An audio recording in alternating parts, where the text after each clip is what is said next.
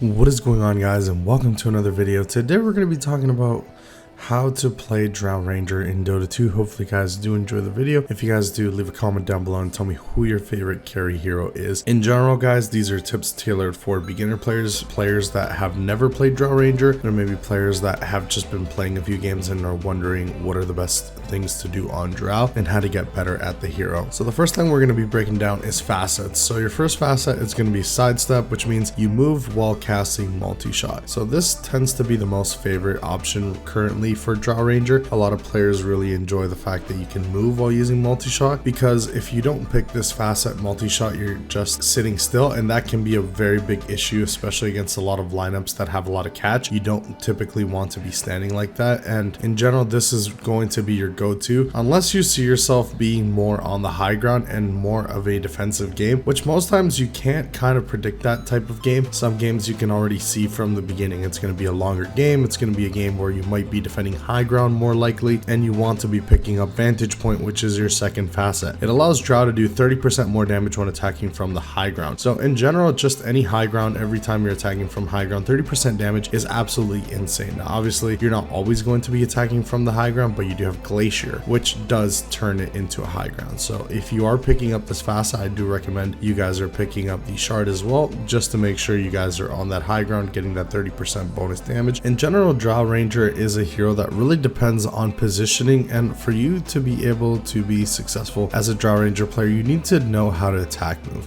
Now that might be something that a lot of newer players won't understand on how to do, but don't worry, you will be picking that up eventually. It is a hero that kind of requires that for you to be able to get the most amount of damage, and what I mean by that is every time you right click, you click forward. That way you continue to move, because if you just sit there and right click without actually clicking to move forward ahead of that hero, you're going to only land a few shots and then that hero is going to get away. They're going to continue to distance themselves from you and you're just going to be sitting there. So I do recommend for you guys to learn how to attack move. I think it's very important if you want to be a very successful Drow player, but even if you don't, you could still find success on this hero. I think Drow Ranger is in a pretty good spot right now in the meta. I don't think she's broken. I think she's actually pretty balanced right now. If anything, a little bit of a buff might be in order, just because the hero is still farming quite slow. Even if you're maxing multi-shot, Drow has always depended on getting a really good start into the lane. Drow's the type of hero that doesn't like having bad lanes, and you can say that about pretty much any hero in Dota. Nobody wants to have a bad lane, but for Drow Ranger to recover, it can be very difficult, because you think multi-shot is going to be able to get you a lot of farm. It has a pretty decent cooldown, which means you're not going to be able to cast it as much, and yes, you can easily take stacks once you max it, but I just feel like Drow is a lot slower farming than a lot of the meta heroes right now. Heroes like Wraith King can easily out farm her, and pretty much any Radiance buyer right now is doing a lot better than Drow can. Where Drow lacks in farm speed, she makes up in team fight. Drow is really strong when it comes to right clicking. Her marksmanship goes through armor, which is really good, especially against very high armor lineups or high armor heroes like Terrorblade. You can easily cut through all that base armor, and that is very important to have, and a very good tool, and just a lot of damage in general. Drow does not lack damage, so a lot of times you might have to go utility on her item build, and that's what we're going to be talking about next. Typically you guys want to be using items like Wand and a Wraith Band. These are very solid for you guys to start off with, and then you're going to eventually upgrade into a Falcon Blade. That's going to be pretty much your first item, and then you're going to go into Treads, Dragonlance, and then it really depends on what the game is calling for. Sometimes you can get away with getting a full Hurricane Pike and finishing that off. Sometimes you might have some damage issues early on. You might need a Crystalist just to give you that extra little bit of damage, or perhaps you just might need a BKB, and it might just be one of those games where there's just a lot of control, a lot of magic damage, and you need that BKB a lot earlier. It doesn't feel great on Drow to have BKB early on, as it doesn't really benefit you too much other than for survivability. So if you feel like you need to do that, then definitely go for it. Staying alive on Drow is very important, because you start feeding on Drow. Again, she is not a very fast farmer, so you really start to fall behind, and levels are very important on her. Items like your Aghanim Scepter, your Shard, Manta, or Sanyasha are key items to the hero, especially Aghanim Scepter and Manta. You pretty much get every single game. Your Aghanim Scepter is absolutely fantastic fantastic. The hypothermia stacks, it's really good, especially against heroes that rely a lot on regen, or heroes that like to buy satanic, which is a lot of heroes currently like to build satanic, which is pretty decent. It's a pretty good item right now in the meta and has been doing pretty well, and Drow does very well up against items like that, and just high regen heroes like alchemists and such. Drow Ranger does a very good job to deal with those heroes, and Aghanim Scepter is a really big part of that. Next, let's talk about some of these support pairings you guys might want to use with Drow Ranger. Drow Ranger is very reliant on having a good support that has some kind of lockdown. Drow doesn't really like to play very passive lanes. She likes getting ahead into the laning phase because that means you're going to have that extra XP and you're going to have that extra farm. That's going to really boost her, because if she's getting absolutely dumpstered in the lane, it's not going to be a really good recovery. So having supports like Vengeful Spirit, Hoodwink, Lich, Tusk, Shadow Shaman, these heroes will make your life much more enjoyable and make your lane a lot more winnable. Even some of these tougher lanes, heroes like Shadow Shaman with Shackles, heroes like Tusk with Tag Team, and Snowball to get you out of sticky situations. Hoodwink is personally one of my favorite ones. Obviously, they have to be a good Hoodwink player. They need to be able to land these bushwhacks. If they land those, you're going to be getting so many frost arrows in the laning phase. You're going to be getting so many kills, and it's one of these lanes that you really don't fuck with. It's a lane that's very, very strong, but it has to be played correctly. If you have a very average Hoodwink player, you're not going to be getting a whole lot of value into this lane, because you need to land your combos in order to get this done. And a very classic matchup is the Vengeful Spirit. She has a stun, has minus armor. That's all going to benefit Drow, and having a double range hero lane can be pretty beneficial. In general, this is a hero that also revolves around positioning. So if there's heroes that can get you out of sticky situations like Vengeful Spirit with swap, tools to get Drow out of sticky situations is always good to pick up. You need to keep in mind that this hero is a glass cannon. She's not tanky whatsoever. She does a lot of damage, but she needs to be able to get these right clicks. So if you're getting stun locked or just getting jumped on the backline, this hero is not going to have a good time. There's a lot of really tough matchups, especially nowadays, that there's a lot more mobility, and a lot of heroes are buying mobility items just to be able to get around the map and get on the backline a lot easier. That's one of the reasons why Drow took a little bit of a back seat. It's a hero that you need to itemize defensively sometimes to make sure that you can actually stay alive and survive the initial initiation, which a lot of times is the biggest part of the team fight. And if you do survive, you can probably clean house. Getting items like Sonya and Yasha can easily benefit you and make you a lot tankier, which in terms is going to win you a lot more team fights. Let's talk about some of the best and worst matchups for Drow. Some of the best ones are Kez, Weaver, Death Prophet, Clinks, Necrophos. These heroes you do very well up against, and in general heroes like Alchemist as well, Terrorblade, you do very well up against these matchups.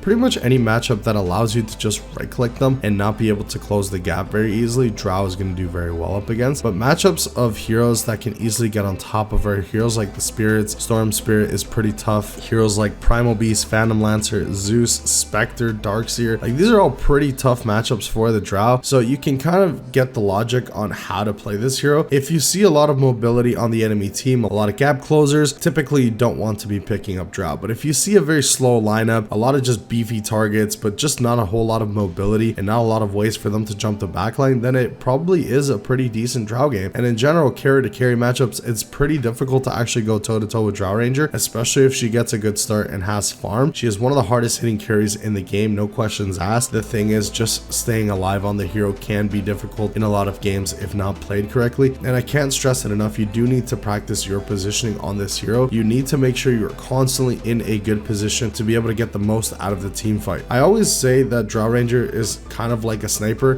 where they're both very fragile heroes. They both hit really hard physical damage, and they're also very susceptible to getting jumped. Always in the team fight is going to be having good positioning, and then your life is going to be a lot easier and you're going to be able to win a lot more team fights. But if you have really bad target priority as well, it's not going to be going very good for you. So it's a hero that does require a little bit of practice for you to get on. I don't think Drow Ranger is one of these heroes that just anyone can pick up and do really well with, just because of the positioning aspect and target priority. Because her kit is pretty basic. You have your Gust, which is going to push enemies away and give you that silence. You have your multi-shot, which is pretty simple to use, and that's going to be your farming tool. And then you have your frost arrows, which you can trigger on and off. You have extra slow and damage. So in terms of her kit, it is pretty simple, but just getting the most value from Drow can be a little bit difficult. So you need to get your games in, get some practice, and just learn how to push this hero to its absolute limit, and you're going to be winning a lot more games as a matter of fact. Let me know in the comments below what you guys think about Drow, and you guys are playing her a lot more often this patch. I would like to know. And if she is your favorite carry, I would also like to know. Hopefully you guys enjoyed the video. If you guys did, consider subscribing and joining the Dota Chronicles community. We'll see you guys in the next one. Thank you so much for watching.